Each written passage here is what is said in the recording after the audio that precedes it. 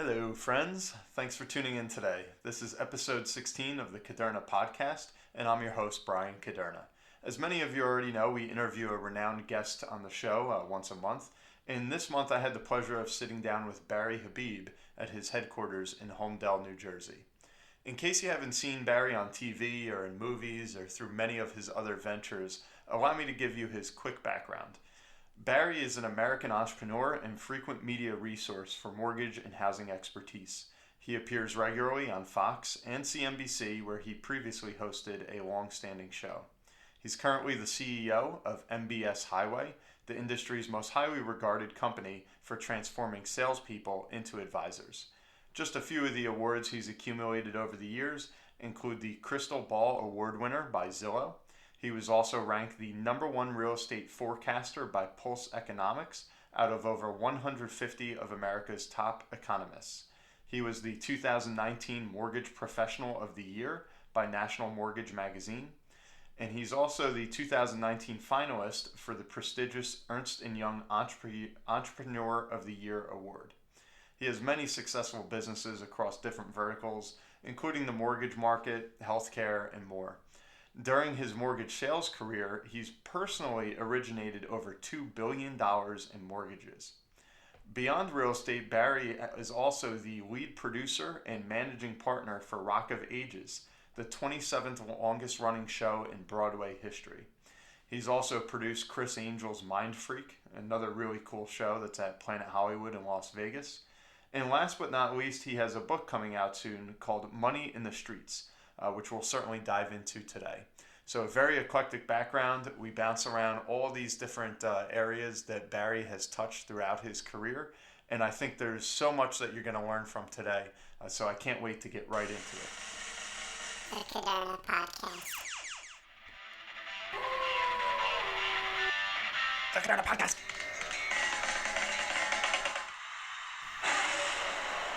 The Caderna Podcast. Barry, thanks for coming on the show. Well, thanks so much, Brian. Happy to be here with you. Yeah, very happy to have you on. So, obviously, I mean, you keep pretty busy. Where were you latest? What was your latest travel or venture that you got into? Yeah, there's a lot of travel. I'm heading off to California to speak in a couple of days, but I was just in Miami and Phoenix speaking there. Before that, the week before that, just another typical week. Start off speaking in Salt Lake, then to Vegas, then to Orange County, then back to Vegas. So that's your typical week for you. No, actually, it's a little bit busier than a typical week, but there's quite a few speaking engagements that I do and quite a bit of travel. Wow. Do you get used to that travel? Do you enjoy it, or you find it kind of takes a toll on you? Well, it's not always wonderful to travel. Air travel is a bit trying on your body, and you going East Coast, West Coast, sometimes it's also a bit of a challenge, but the rewards are so great. Once you get to the destination and the people, and what you try and do is you impact some lives, and people respond to that. The rewards are so great that it overrides the little bit of a hassle that you have to deal with to get to and from. Although I'm pretty efficient in that I try to make sure that the way I operate my business here is one that it allows me to do a lot of the things that I would normally have to get done anyway during travel. You have Wi-Fi in the air, and I've got a great team here, great assistants, so we're back and forth constantly and trying to make sure that we're getting as much stuff done as we can, even though I'm on the road. That's fantastic. Very cool. Yeah, we talk a lot on the show about work-life balance and how to, achieve some professional success like you've done, but at the same token, kind of enjoy yourself along the way. So kind of in that vein of, healthy and wealthy, do you still find you're able to get your daily workouts in, or are you just always kind of in flux trying to adapt? So, this is an important thing, and life balance is very important. So with regards to getting the workouts in, when I'm here, I'm really good. I'm usually, I'm probably about 80%. Those days I'll work out while I'm here. On the road, because my schedule is so difficult and because of the demands that I have, for example, we were just talking about I record a morning update video every day that goes out to our 20,000 subscribers. So it's not easy to get those workouts in. One other thing that you try and do is part of being healthy is trying to sleep, right? So not the greatest sleeper anyway. So when you're on the road, it makes it harder. So I do sacrifice a bit of the workouts on the road, and also diet is tough on the road too. They're taking you out to these amazing dinners, and you're running around. Hard to get that salad. Good choice when you're running through the airport too.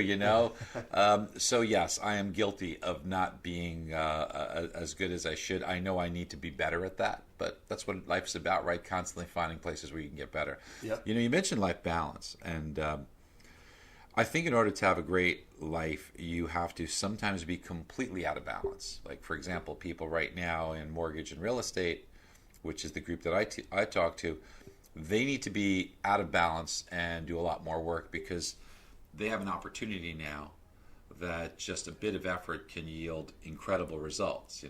10 months ago when it was incredibly slow in these industries, that's the time to spend more time with family, take more time off, to go on vacation. Sure. So I think that to be able to best get results from life balance, it means being out of balance for periods of time. Maybe for a season. Maybe this time I'm going to be taking a lot more time away from work and recharge my battery then. But then when there's an opportunity, you can seize it and be out of balance to capitalize on those wonderful opportunities. Because otherwise you look back and you yearn for the yesterday and say, oh man, Sure. If it was only that type of a market, if only I had that opportunity. Of course. Well, when you have it in your hands, you have to recognize it and you have to seize it. Interesting. That's very well said, because I think, a lot of people look at the daily routine or schedule, but maybe if you look at it from a broader standpoint, you can really kind of dive into it. You have to always have a big picture view. Yeah. Interesting. Very interesting. It's one of the things, like, I love cars. I love time on the track, and one of the lessons that was taught to me by a professional driving teacher was very, very revealing, not just for driving, but for life. And that is, Brian, he said to me, he says, listen, most people when they drive their car, they look no further than the car in front of them. That's how if you watch when people drive, just look at their eyes, it'll tell you everything. Everybody looks at the car in front of them. Mm-hmm. But what he said to do is you need to look much further down the road. And the example he gave me is we were outside and took a bottle of water in the street, put it down, made me walk about 20 feet behind that bottle of water. Okay. So 6 or 7 long paces for most of us. He says, okay, look at the bottle. I looked at the bottle. He says, can you see the road ahead? I said, not really well. And he says, okay, now here's what I want you to do. Look down the road. Can you still see the bottle? I'm like, yeah, I can. He says, if you drive like that, you'll be a much better driver. But then me taking it to the next level, if you live like that, you'll have a much better life. You'll be a lot more successful. Most people, Brian, do not look down the road. They don't look at the big picture. They're so focused on what's coming up that they just don't take that big picture view. Wow. That's kind of a great saying there, to kind of get out of the here and now and see down the road. And along those lines, I mean, you've done so much that we just touched on in your bio briefly here. Tell me a little bit about where it started. Where'd you go to school? What were you thinking when you graduated college? How did you get from there? It just kind of, I know we're summarizing, but all the way to here. What were some of those first steps that you took? Well, I almost wasn't. My parents were immigrants and they were very, very poor. My ancestry is from Spain, so the generations lived in Turkey, but it was a tough place to be. So they wanted to come to the United States. It took a long time. But when they had the opportunity to do so, the government confiscated 94% of everything they had. So they came here really poor, and they were older. So back when I was conceived, my mom was nearly 40. My dad was 57. Mm-hmm. So even by today's standards, that's a bit old, but go back to 1959, 1960, that was much, much older. Okay, remember, life expectancy was a lot shorter as well. So they thought about abortion. That was kind of like what they wanted to do, but abortion was illegal back then. And here's the really interesting thing about me is that I was conceived in 1959, and just a few months later is when birth control came out. So I just made it under the wire. Wow, but grew up really, really poor, and it taught me a lot of lessons. And I really, I'm glad I did, because that's made me understand how others struggle, and it's helped me to know how important it is to help others to get above that struggle and to want to do better. So that's really plays an important role in the things that I do. Mm-hmm. My dad passed away when I was 11. And while my parents were very intelligent people, heck, my dad spoke 10 languages, my mom spoke 7, That's pretty amazing that someone would speak even 7 languages. It's but incredible. what's really incredible is that she was illiterate. She never learned to read or write because when she was a young girl, her parents took her out of school because her mom got really sick and she had to perform all those duties as a young girl. So imagine being illiterate and being able to speak 7 languages. So if only she had an opportunity. And so I look back on that and all the sacrifices that they made, and it really inspires me to want to do good and take advantage of the chances and the opportunities we have. You know, I don't think we often, I start every day with gratitude. I try and look at it, just sets the tone of my day better. And everybody could do it at a different time. I do it after my first cup of coffee in the morning, and I actually say it out loud, all the things that I am grateful for and that I am so fortunate and blessed to have. Because if you focus on that, then I think all of the invariable issues and difficulties and headaches that you're going to get throughout the day, it can put them in a little better perspective for you. Sure. So, when I was growing up, while I was facing some adversity, it really taught me how to appreciate things, and that stays with me. So, as a young man, my first kind of venture into the business world was when I started to sell stereos out of the trunk of my car. So it was my first bit of self-employed work, and it taught me a lot of lessons. And the real lesson that I got from that is that bad things can be great opportunities. So because I would sell out of the trunk of my car, and because at this time there were no cell phones, when electronic equipment goes bad, so somebody would call, I would leave a phone number for an answering service. And these people would see me out of the trunk of my car, so they figured they'd probably never see me again, but they would call the answering service. They were kind of shocked when I called back, even more shocked when I drove out to their home to fix or replace it. And it's like you could see the law of reciprocity kick in here, which is my first business lesson, that they felt obligated to either buy more things or tell others about me. And while I didn't want things to go wrong, I recognized at a very early age that when things go wrong, it's really an opportunity. It's an opportunity for us to now be able to show our character, to shine through, and to build probably the most important element in a relationship or in business, and that's trust. Yeah. Because once you have that, it transcends price. So much changes when there's trust that's built. Without a doubt. And if things didn't go wrong, they didn't know how they could trust me.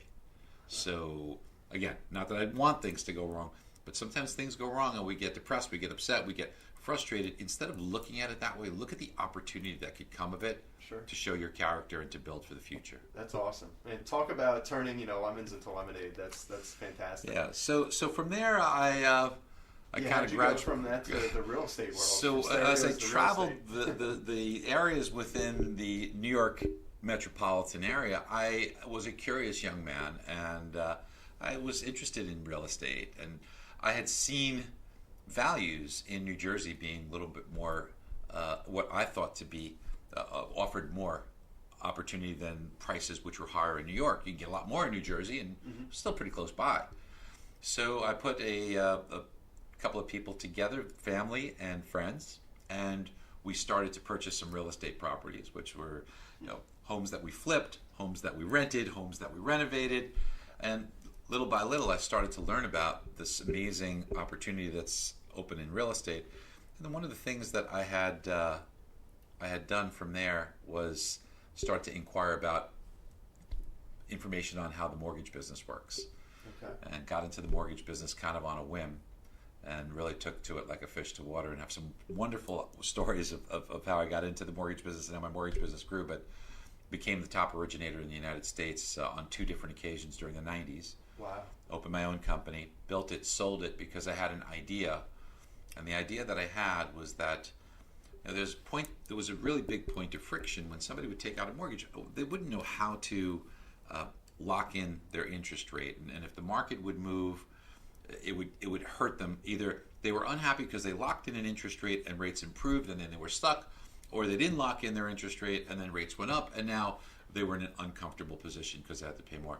So I fixed that by watching the market for people, sending out phone calls or recorded phone calls to warn them, or text messages, and that grew into an amazing business, which I sold It became international, and it became a wonderful, wonderful business. And then after selling that and sitting out my non-compete, I had some opportunity to do some fun things. So I did some acting. Really? Yeah, back when I was somewhat reasonably decent looking, and it really was quite an adventure for me. So I'd done a lot of TV, and I got the first opportunity because somebody had liked my voice. Yeah, and so and now was this on the side, or you temporarily left real estate? Yeah, for a while I sold the company, and I was kind of a free agent now. I could have done a lot of different things. So time was available to me, and it was one of those rare instances where you have some money and you have the time. So it was kind of an open slate. Yeah. So I've been continuously doing. I had my own show on CNBC for 13 years, and somebody liked my voice, and they said, hey, look, we want to put you in a movie. So I hear I'm going to be in a movie. I'm like, oh yeah, wow, I'm going to be the next, whatever, movie star, right? Yep. So yeah, I'm all great. Well, it wasn't quite what I thought. They had put me in this movie. It's a kids movie. Nick and Tristan Megadega. I play Colonel Kaboom. They put me in this white beard and hair and pastel blue big Captain Crunch looking thing, so wasn't exactly your leading man kind of role there. But you'll take it. But from that, I got into a couple of different movies. One of the movies that I was in was a really good movie, by the way, with an all-star cast called Barry Monday. It's an excellent movie if you haven't seen it. Munday. And I actually made the trailer. I play a doctor in the movie. Okay. It's a very funny, heartwarming movie. But the guy who wrote it also introduced me to Rock of Ages, which was the script he wrote. Of course, yeah. So it's funny how just things, things just, if you could see opportunities. So myself and 4 other terrific guys, we put the show off Broadway. People went crazy for it. We put it on Broadway, and before you know, it's the 27th longest running show in Broadway history. Jeez. So yeah, while we're on that, where did Rock of Ages come from? Was that it was somebody else's idea, and then they brought you in for a certain role, or? No, I had no role as far as theatrically within the thing. Although I did play the record producer when it became a movie. I was in the movie as the record producer. But no, this was Chris Torenzo's idea, and he just did a beautiful job with the script. It is a brilliantly written script. It's a wonderful story. He is a very, very talented man. And what we were able to do was have the business side, put up the finances, run the business side of it, which requires some creativity as well, of course, as you know. Mm-hmm. But we were fortunate enough to have it as a really well-received show. I mean, the material is great, the show is great itself, and those of us on the business side tried to do the very best we can to make this something that would endure, and it's had a wonderful run. I bet that's awesome. It's a show that I saw actually on a cruise ship, and it was exciting. Exciting. We enjoyed it. We had to deal with Norwegian Cruise Lines, and it's still there. Yeah. That's awesome. Good for you. And now, can you point to like a specific time in your life where you saw this all start to turn over, where you were working so hard every day, in the mortgage world? And then was it through networking or a particular contact or a moment that launched all these other opportunities for you? Well, I think a lot of it has to do with your mindset. So if you have the right mindset and you have the right work ethic, you tend to get luckier, Okay. So people need to look for opportunities. The name of my book is Money in the Streets. Mm-hmm. That's because when my parents were in Europe, and so many immigrants hear this story, they say, America's such a rich country, there's just money in the streets. All you have to do is pick it up. And when they came here, they used to tell me the story when I was a little boy. It was, they would kind of half laugh about it, but it was kind of sad that people would think about that as they were in a very impoverished state. But as I started to explore the world of business, and from stereos to mortgages to real estate, to, all these things that I was getting involved in, what I discovered is, and I sat down and had the conversation with my mom one evening, and I said, Mom, there really is money in the streets. All you need to do is know how to pick it up. And it's looking for those opportunities. Just to give you an example, when I first got into mortgage, and there's so many, I'm just going to pick one that just popped into my head. Okay. When I first got into the mortgage business, I was young, I was new, and I just had the birth of my twins, Dan and Nicole. They were 2 months old, so probably not the smartest thing to change careers, but I did what oftentimes young men do, and they make decisions that maybe aren't the most intelligent decisions to make. So now that I'd made this decision, I realized how hard it was. Nobody wanted this wet behind the ears kid to handle their largest transaction, and real estate agents who typically refer these mortgages out, they weren't going to trust me either. So at that point in time, lots of people just give up, but I couldn't give up. I knew my why. I knew why I was doing this. My two-month-old twins that needed me to make sure that failure was not going to be an option. There was no way in hell I was going to let those kids down. I was going to do whatever it took. Yep. And what that meant I was going to do was knock on doors at night and ask people if they wanted to refinance. And some people threw me out. Some people called the cops. But a bunch of people wrote loans with me. And I started to do well. And then I discovered that anytime I had a captive audience, that they would be a potential customer. Meaning, if I'm your client, if I go into a pizza shop and I'm paying you money, you had to listen to me for a minute, okay? Yeah, while I'm getting my haircut, they had to listen to me. My accountant had to. Anybody I was paying money to had to listen to me. So I told those people what I did, and I got rewarded. So seeing opportunities that no one else saw. Everyone else in the mortgage business, if they went to get a haircut, they could have gotten all kinds of referrals from their hair cutter. Because when you sit in that hairdresser's chair, yep, and you're sitting there, the number one question that's asked in the world is, so what's new, right? We all say that. Hey, how you doing? What's new, right? We don't even realize it, but we all say it. And if you're sitting in that chair and the hairdresser says to you, so what's new? And if what happens to be new is that, oh yeah, I'm looking at buying a home, then he would hand one of my cards and say, well, I've got a great guy that comes here. And I would pick up a couple of transactions a month from that. And it was all these unconventional sources that helped me propel my business. To the degree of this, and you know this, Brian, in New Jersey, there's a lot of tolls. In many parts around the country, there's a lot of tolls. And today they're all automated the way you pay for them if you'd like to. You know, you could get one of those tags and put it in your car and it'll automatically hit you. Well, back before that, when I was doing mortgages, we didn't have that automation. So you had to either give exact change and throw it in the basket, you might recall that, yeah. Or you go to where there's a toll collector. It's a much longer line. You give them $1 or something like that, and they gives you the change. But it's a longer line. It takes longer. Even though I had the exact change, I had the quarter. I could have thrown it in the basket, but I went to the toll collector. And boy, my buddies used to give me so much crap over this. Like, Barry, again. So we're waiting in this line. Exactly. But when I would hand the toll collector the quarter and my business card, and I only had a couple of seconds, and said, listen, if you'd like me to help you create some wealth, please give me a call. And I gave him my card. That's all the chance I had. My buddies would give me so much crap about it until one day, a guy by the name of Steve Horton from the Triborough Bridge and Tunnel Authority, he called me. Not only did I do his mortgage, but I did 17 of his coworkers. Wow. So there... You never know. You see, there were tons of people in mortgage and real estate that rode the Garden State Parkway and the New Jersey Turnpike every day. Mm-hmm. But I was the only guy who was giving my card out to the toll collector and waiting online to do so. So It's seeing opportunities that no one else sees. And if you can, so when you say, was there a moment, it's a long way of answering your question. That's okay. I think that the moment occurs when you change your perspective. If you change your focus and you change your perspective, you change the world.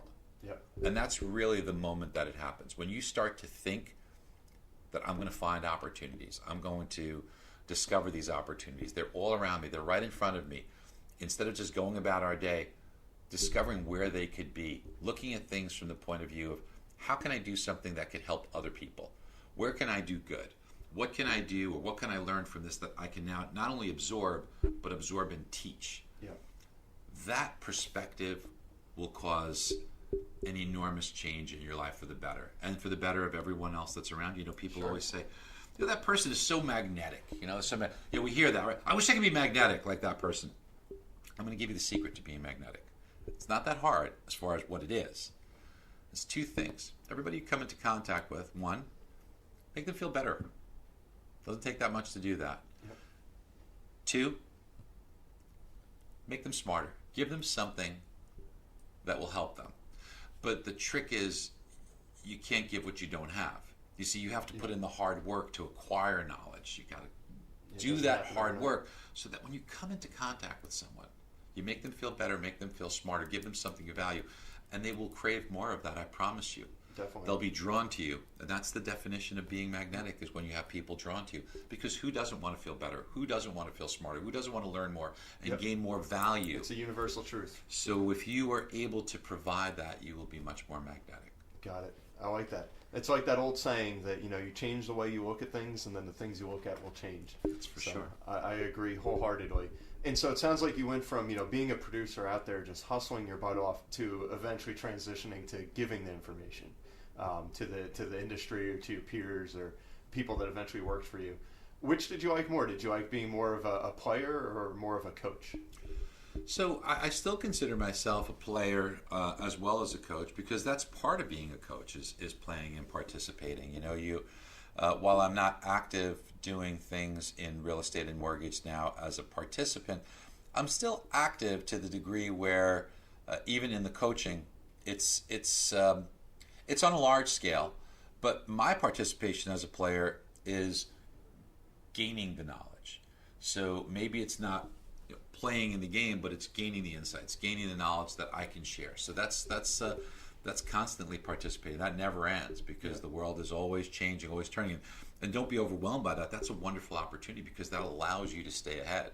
That allows you to make the barrier between someone else who doesn't do those things and yourself greater. It makes it harder for people to catch up to you if you're constantly willing to be better. And the rewards are so great. Not only is it great for yourself to gain knowledge and to gain wisdom, but it is incredibly rewarding to pass it on to others and see the changes that you can bring upon in their lives. Of course. And now you've done so much, like what's the next step?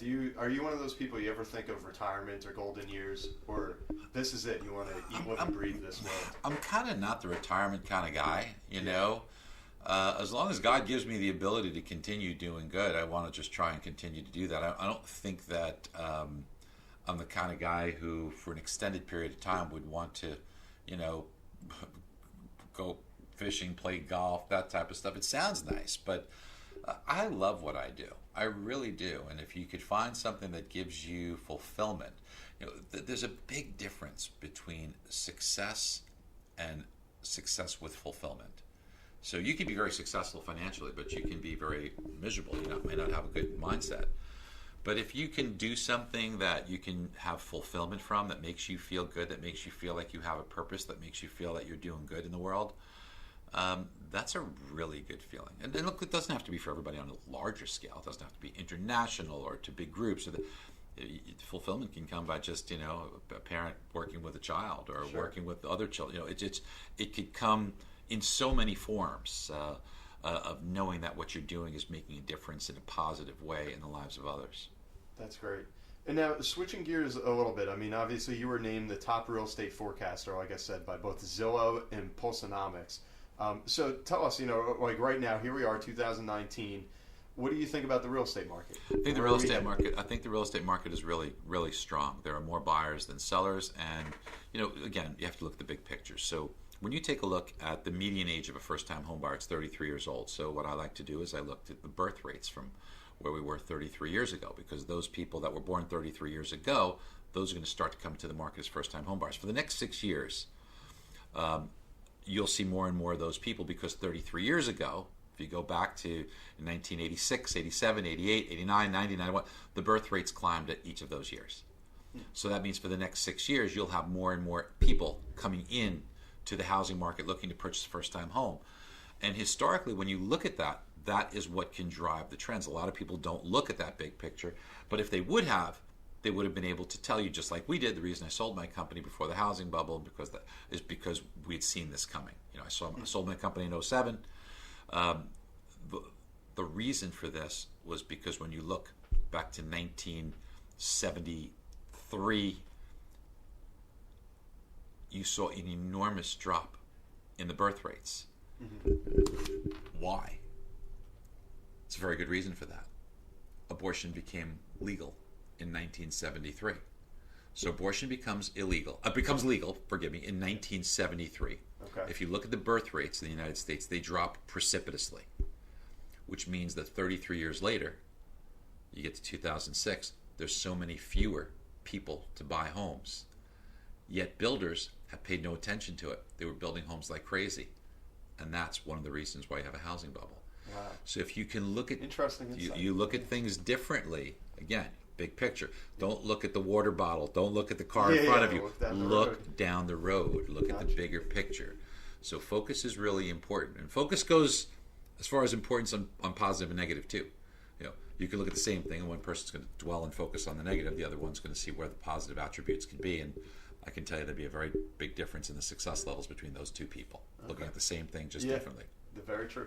And now, if we look at least here in Jersey, I know we have listeners around the country, but in Jersey, everywhere you go, it seems like there's just new townhomes, new condos popping up. Tear down these woods or whatever, build more condos.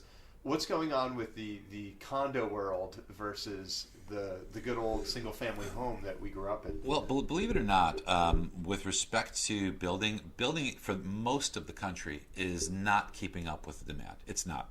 At least on homes that are at the entry level.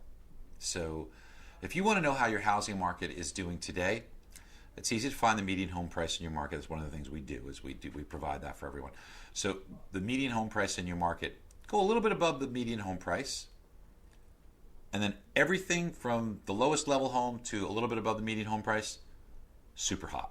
Good luck trying to find a home. Those homes are appreciating, you're doing great. The further up you go, away from the median home price, the slower the real estate market will be. The luxury side of things is really slow for most of the country, almost all the country.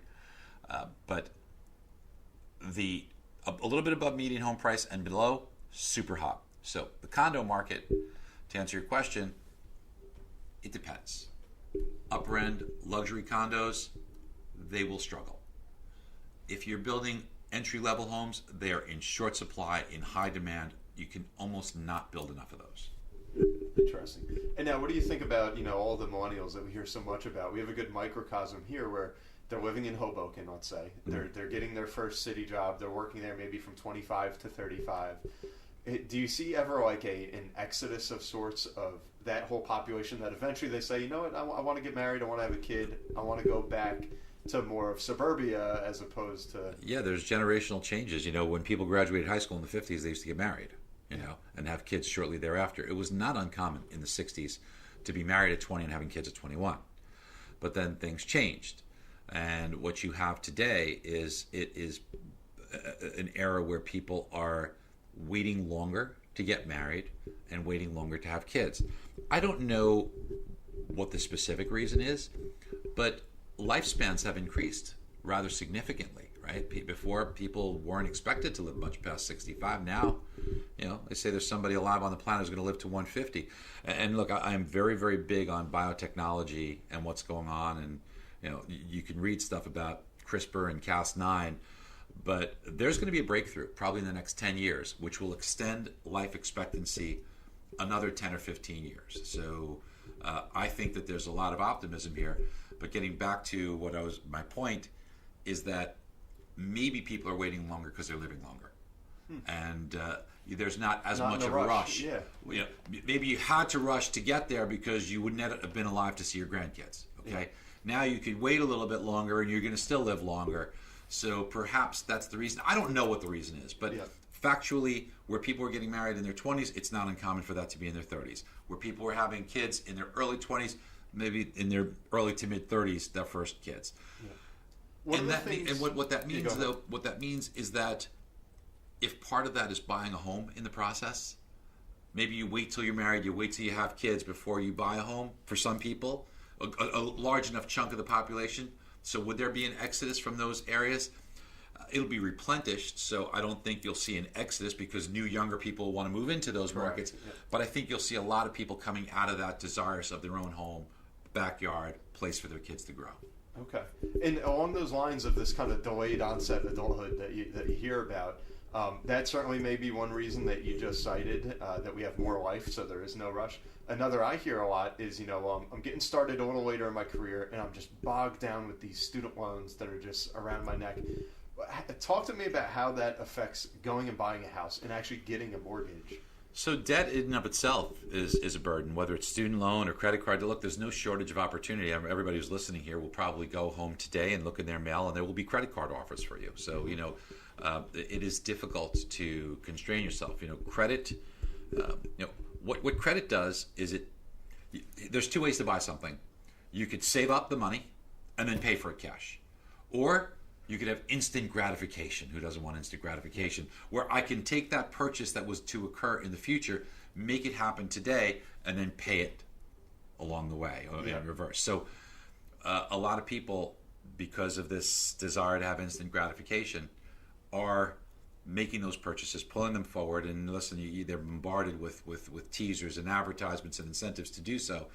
And unfortunately for a lot of people, it's putting them in debt in general. And here's the paradox. The paradox is that the one thing that could bail you out of debt is home equity, but the debt can prevent you from buying a home. So here's what's happening today. There are so many people that what we are helping to show them how to do, and this is literally life-changing, and if you're listening to this and you have a home, this is going to be a shocking statistic. The percentage of home value that's equity versus loan, if I were to tell you the number, you would not believe it. The Federal Reserve just released it.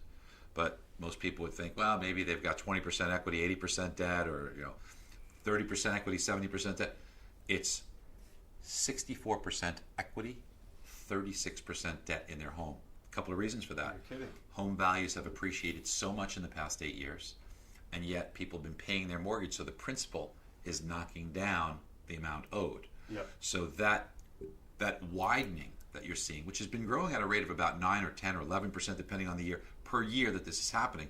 You own your home for 5 or 6 years, all of a sudden now you've got 60%, 65%, 70% equity in your home, but yet those same people have racked up tons of debt. If you pull the equity out of your home, pay off all your debt, don't pocket the savings. Take the savings and build it into the new mortgage that you're doing. So in other words, keep your payment the same. Take what you're paying for all your debts and your mortgage, and then take a new mortgage and make the payment on the new mortgage the same.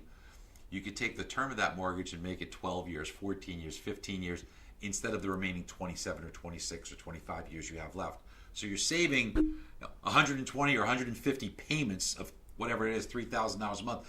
But 12, 13, 14 years from now, your balance on your mortgage is zero. Whereas if you would have kept your mortgage, it could be $300,000, $400,000. And that is literally life-changing.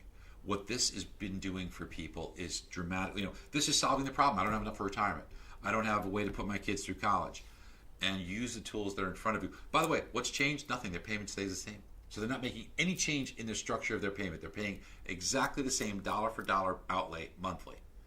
But that's if you own a home. So the point here is... Where are they getting that benefit? Is that going to just a lower interest rate, or how are they it's accelerating their payments but with the same payment? Exactly. Because if your payment for everything were $4,000 a month for all your debts and your mortgage, and maybe the mortgage was $2,500 of that, and you have $1,500 a month in debt. Not that uncommon between car loans and credit cards. Not that uncommon. So now take out a new mortgage, take the cash out, pay off all your debt. The new mortgage payment might be $3,000 a month. Okay, so it's higher than the $2,500 you were paying, but less than the $4,000. So now you're saving $1,000 a month. Correct. Don't pocket the $1,000 a month. Take the $1,000 a month and either make an additional principal payment on the new mortgage, or build it in so that you have a lower term, and you'll find out with that extra $1,000, the payment would wind up to be a 12-year mortgage or a 13-year mortgage. And now every month when you make that mortgage payment, so much more money is going towards principal. It has this exponentially growing effect on the amount of equity that you have. So it is incredible, the benefit. So the lesson here is that if you have a home, it's one of the things you should consider.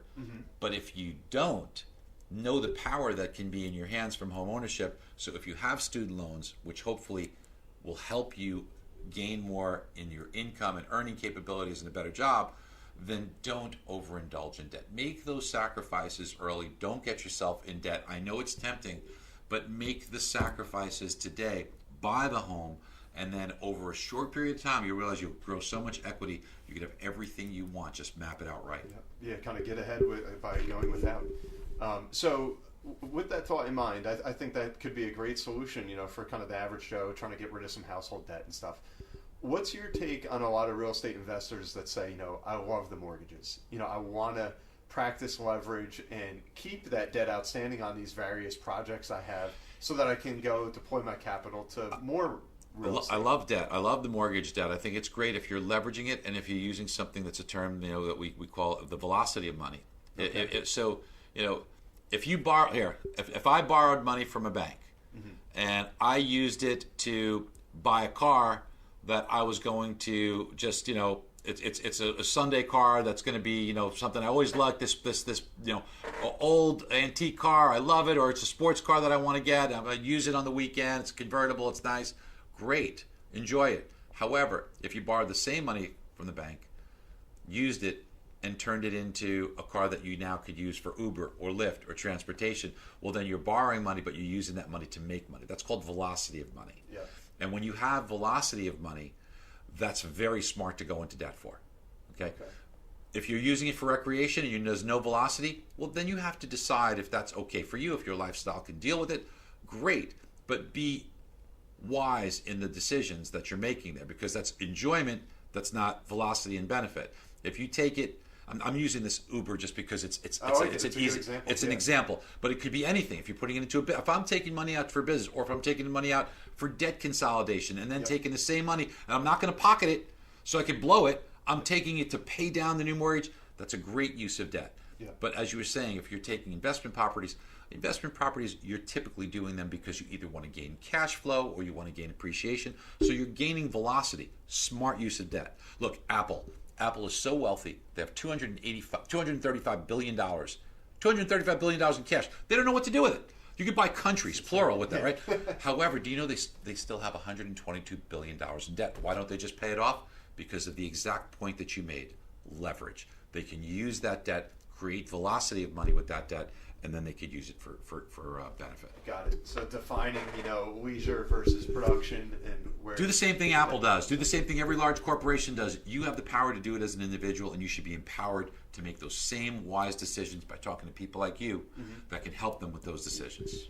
And now the question I'm sure everybody's thinking right now, with a mortgage expert like yourself, where do you see interest rates going? So I made some amazing calls, which have been very highly publicized. When the 10-year Treasury was at 3% a few years back, they literally laughed at me on CNBC. And you can pull up the tape. They laughed at me when I said, we do a lot of technical analysis, and we've been very, very accurate. I said 10-year, in my opinion, is going to 1.39. They thought it was ridiculous. Everybody was forecasting rates to go up. Well, it didn't go to 1.39. It went to 1.37. But considering it was over 3%, it was an amazing call. So got a lot of accolades for that. Now, back in May of this year, so, go back 5 months ago, the 10-year Treasury was at 2.53. Everybody was forecasting. The Mortgage Bankers Association of America was saying they're going higher, everybody was saying they're going higher, everybody forecast higher. I was public about this, and it's been very widely broadcast in mortgage and real estate. I've gotten a lot of accolades and credit. I was just named Mortgage Professional of the Year. A lot had to do because of this amazing call where I said, congratulations. Thank you. It's going to test that 1.39, 1.37 area. That was a 2.53. Nobody saw it coming. I said, you better get ready. You better hire people. You're going to have a refinance boom. The real estate market's going to be super strong. It didn't go to 1.39. It went to 1.42. So awfully close. So it dropped 111 of the 114 basis points that I had forecast that it would drop. But I still think it'll get to lower levels. I think we have not seen the lowest rates we've ever seen, and the reason for that is because I see a recession coming. That recession is going to happen next year, and because I see that recession coming, a couple of things that you need to know. One, real estate does well in recessions. Don't let people talk you out of it. The evidence is empirical. You can see home prices do well. Why? Because interest rates decline precipitously.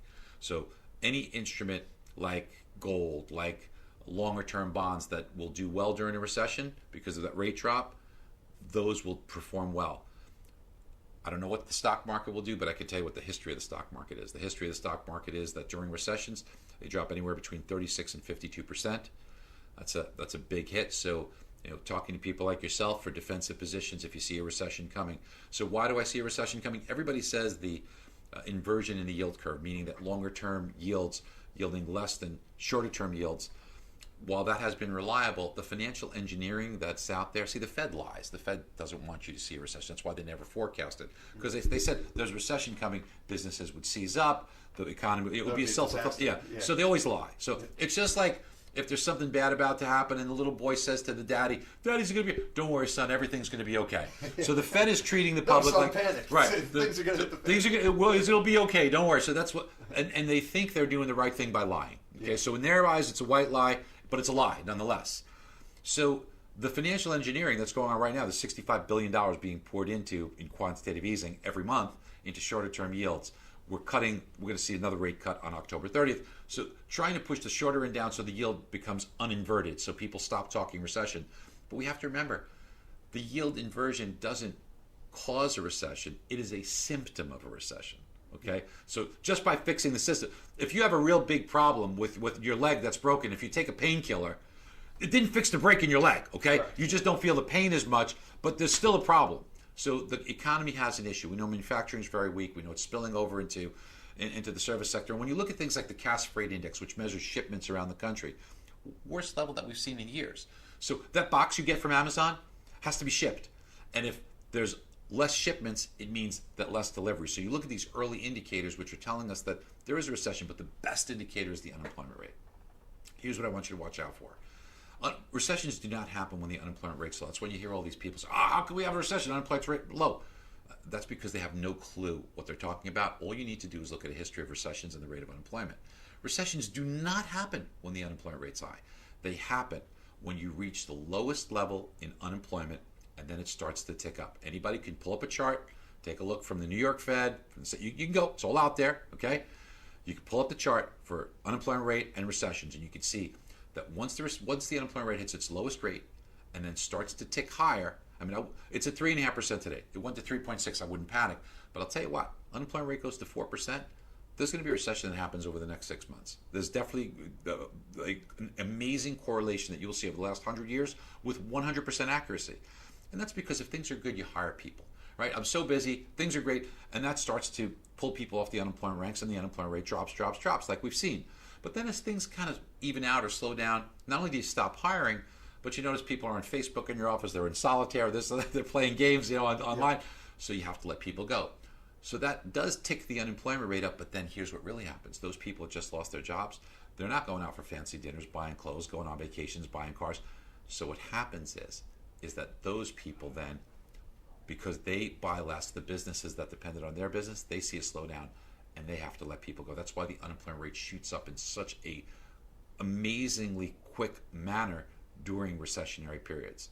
And the reason why housing stays in good shape is because while there's we have 161 million people in our labor force. So if you see the unemployment rate go from 3.5 to 6.5, yes, 2 million households. Last thing in the world they're going to want to do is buy a home. Mm-hmm. But rates always drop. You have another 0.5%, 0.75% drop in rate, which you'll see. What that will do is that'll put about 4 million people into the housing market, because what they'll be now is able to buy a home and afford a home that they weren't able to. That's why the housing market does well in recessions. Okay. And a question right there, I understand what you're saying, but what would you say to the listener that's saying, well, we saw what happened in 2008 and wasn't real estate front and center? You're right. So so this is where everyone gets confused. Everyone gets confused. They thought the recession brought on the housing bubble. Couldn't be further from the truth. It was the housing bubble that brought on the recession. What caused the housing bubble? Doing loans for people with zero down, poor credit, no income, no asset, no job. Essentially fog up a mirror, you got a mortgage. Yeah. Okay? And they did it at a time when, as we talked about previously, the demographics were at its worst level. You had an overabundance of homes being built, 2.1 million homes being built a year. 33 years before that, the birth rates had dropped because of the Roe v. Wade, abortion becoming legalized. And nobody looked at the whole picture. Well, I did. That's why I sold my company back then. You can see here. I sold my company June 29th, 2007 is when we closed upon it. Right there. Yep. So when we look at those factors, you could kind of see that this was not coming out to be a good outcome. So you're saying the real estate caused it, but then once the real estate market caused the recession, and then the recession itself was amplified because of the problems that we had in the housing market, because of the housing bubble. That amplified what we had. Okay. So it could be on the front end, but then once you're in the recession, then you're saying moving forward, it's performing okay. Correct. Yes. If you bought your home the day before the recession in 2009, you're a really happy person today. Average person stays in the home 10 years. You made a boatload of appreciation. Yeah. So even though home values dropped a little bit, they've gone up quite a bit over the last 8 years. Okay. Interesting. All right. So, and kind of to piggyback on that, so you say that interest rates are going down again. Everybody sees that as a positive, that's kind of keeping the markets afloat and such.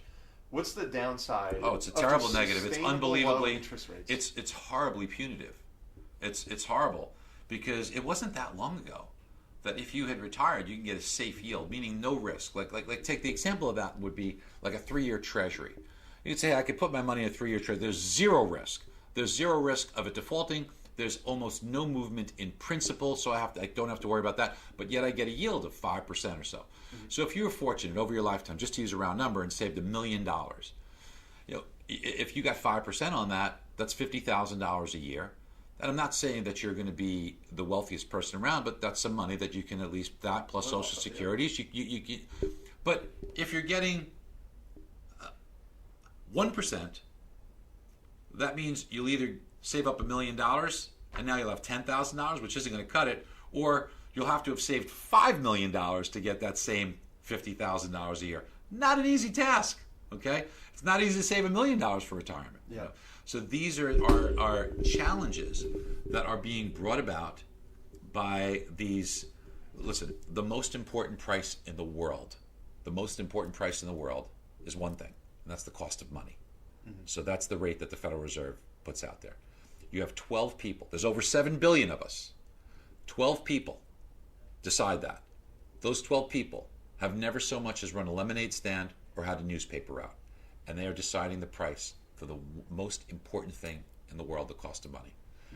That's why you have these boom and bust cycles. That's why the Fed has been so terrible in their forecasting. This is dabbling.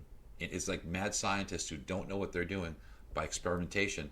And it's us, the public, that has to suffer with this. Yeah. When the Fed decided that what they wanted to do was quantitative easing and bring interest rates down, they wanted to punish you from savings. And they wanted to make you do one or two things. Don't put your money in the bank.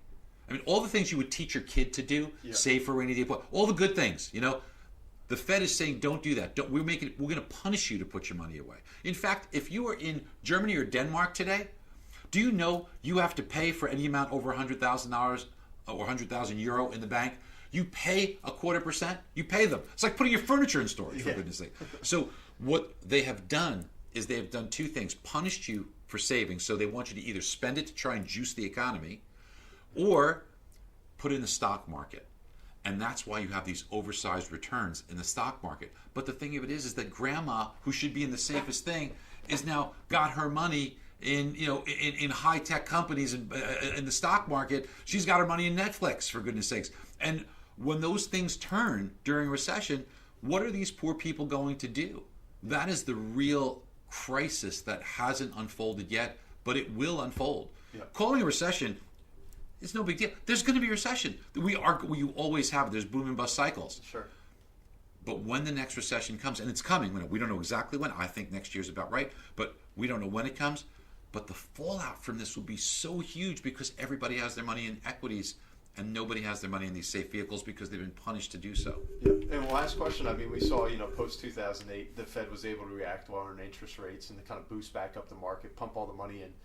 If the recession, like you say, if that does come now, you got 1.5% Fed funds rate. Where do we go? Do we go to negative interest rates? We will never have negative interest rates here in the United States because you can see what it's done in Japan and what it's doing in Europe, and it is destroying the banking system. So you need a banking system, especially here in the United States. The reason why it destroys the banking system is because banks need margin.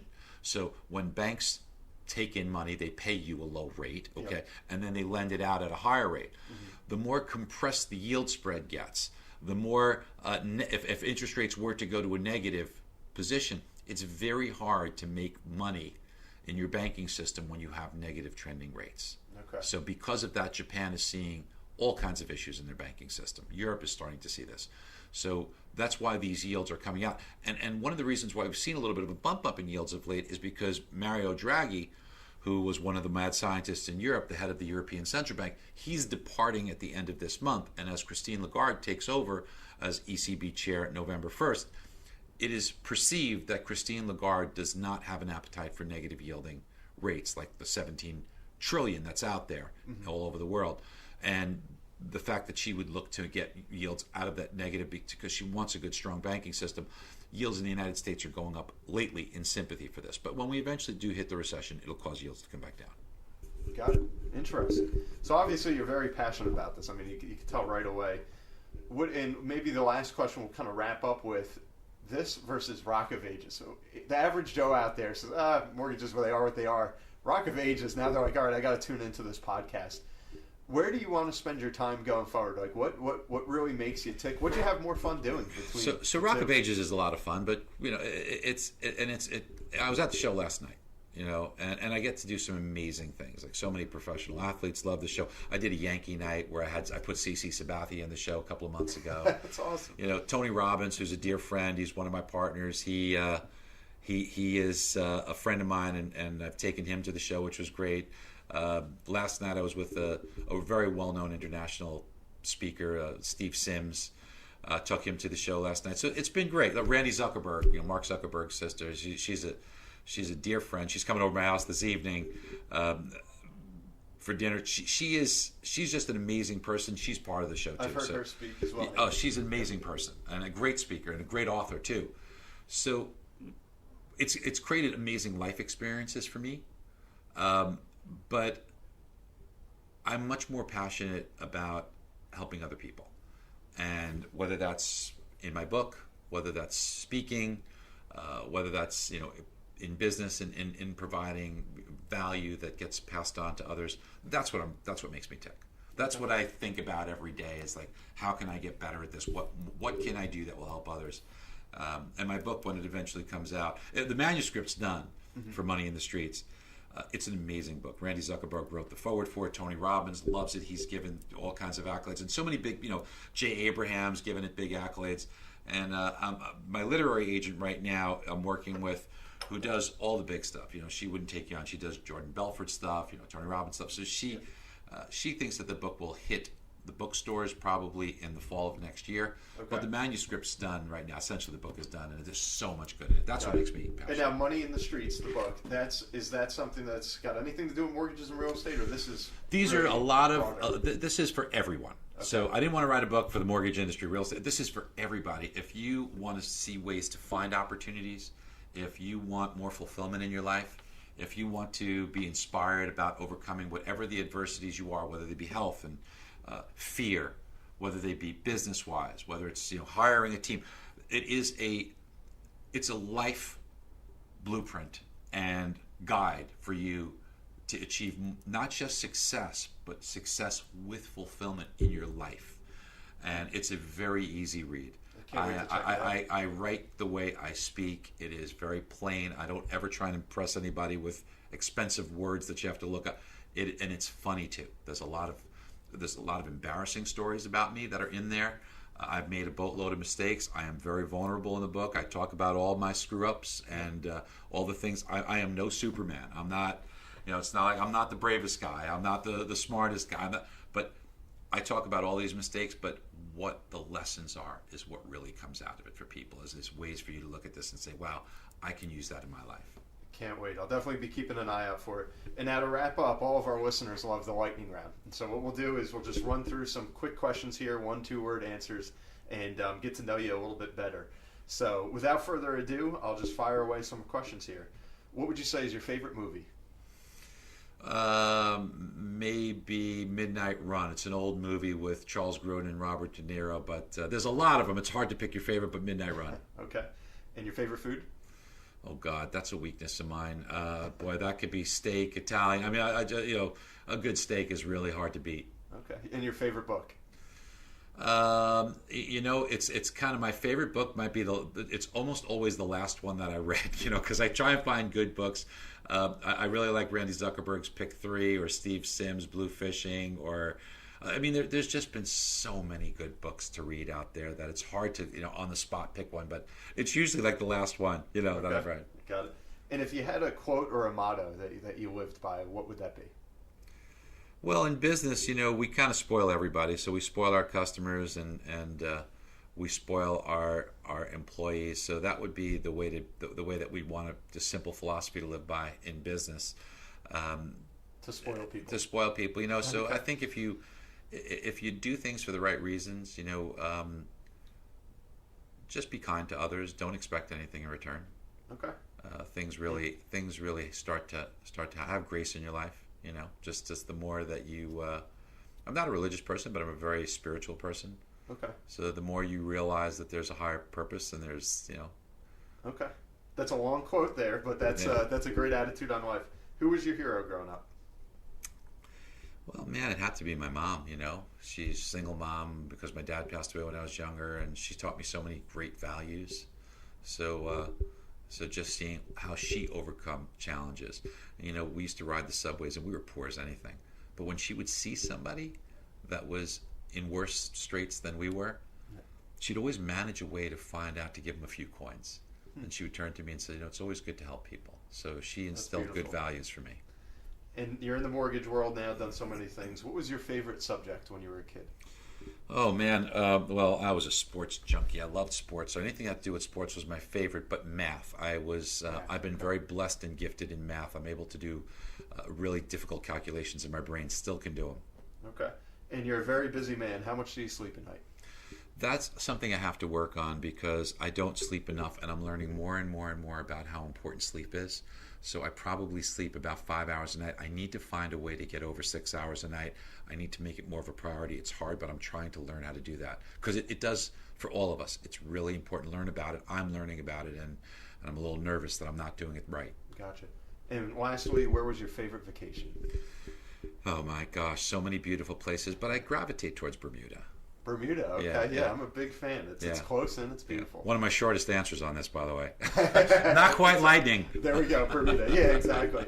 Any parting words that you want to leave with our listeners, Barry? No, I think that you really are doing such good things here by sharing some ideas from people. You know, don't get overwhelmed when you see something happen and you say, "Oh my gosh, that's out of my reach." Don't do that. You know, we have time to share one? Go right ahead. So here's Please. one final true story. So, I love magic, and I produced Chris Angel's Mind Freak in Vegas. I have no idea how he does these tricks, but a few years back, I went to go see David Copperfield in New Jersey, in New Brunswick, at the State Street Theater. Okay. So I go to it, and every trick was amazing. I mean, I had no clue how he did it. So now he says, "Okay, we're going to get audience participation. I'm going to throw these balls into the audience, and when the music stops, if you have one of those balls, you can come up. There's going to be 12 people that sit in chairs here. I'm going to cover you with a tarp, and then I'm going to make you disappear." Well, this was right up my alley because now I could learn how a trick is done, right? So I'm like dying to do this. So there's 3,000 people in the State Street Theater. So he throws out there's 16 balls he throws out, and they're bouncing, and the music's, and one comes close to me, and you have to hit it away if the music's still playing. So the music stops. I see a ball. I lunge for it. I think I knocked over a few people. Steal it from a little kid. But some poor little kid. No, I wouldn't have done that. But I did get the ball. Now I go up to the stage. I go up proudly to the stage, and frickin' David Copperfield, he says, "Okay, 12 people sit in the seats," but he points to me and says, "You're going to stand in one of the corners," and 4 people stand in the corners. So we're not going to be part of the trick. We're going to be the up-close witness. So not only did I not see how he made these people disappear, but he did it right a foot in front of me. Now I'm completely frustrated, right? So I'm like, "Jeez, what the frick?" So I still tried to focus on the enjoyable time we had. Well, remember Mark Haynes from CNBC? The next year, we were good friends, but rest his soul. He was a good man. He says, "Barry, David Copperfield, you want to go?" I'm like, "I went last year, it was good." He says, "Well, let's go." I said, "Okay, maybe there'll be some new tricks." So I go again to the show. Same exact tricks, but it was still good. I had no idea I did it. And then the finale, the balls again. So me being the optimistic person, I'm saying maybe I can catch a ball again. The 16 balls come. Somehow, some way, I got another ball. There's 3,000 people. There's only 16 balls. The chances are 1 out of 187.5 people. I catch a ball. I'm going up to the stage so proud. And do you freaking believe he wanted me to stand in the corner again? Oh, now, I'm not going to give up now that I know. So here I am in the middle of his show, live. I'm negotiating with David Copperfield to say, "Please, can you please let me? You made me to the corner last year. Can I please get in the trick?" He says, "Are you a magician?" I said, "No, I'm in the mortgage business." I said, "Please let me." So he lets me get up and be in the trick. So I know it's a long story, but here's what the bottom line is. I learned how the trick is done. It's not magic. Once you learn how it's done, what you realize, it's hard work, it's education, it's practice, and it's more practice until you get it right. So when you see somebody else doing well, when you see a competitor that's beating you, don't be intimidated. Don't think it's magic. If you do all those things to gain the knowledge and the hard work, then you can do it too. And then other people will be looking at you and saying, "Oh my gosh, I wonder how he or she does it." Remember, it's not magic. It's magical. I love it. All right, ladies and gentlemen, boys and girls, thanks again for tuning in. This has been the Caderna Podcast. I'm your host, Brian Caderna, here with Barry Habib. And please keep checking us out. Leave us a good review, especially on today's episode. And we'll see you next week.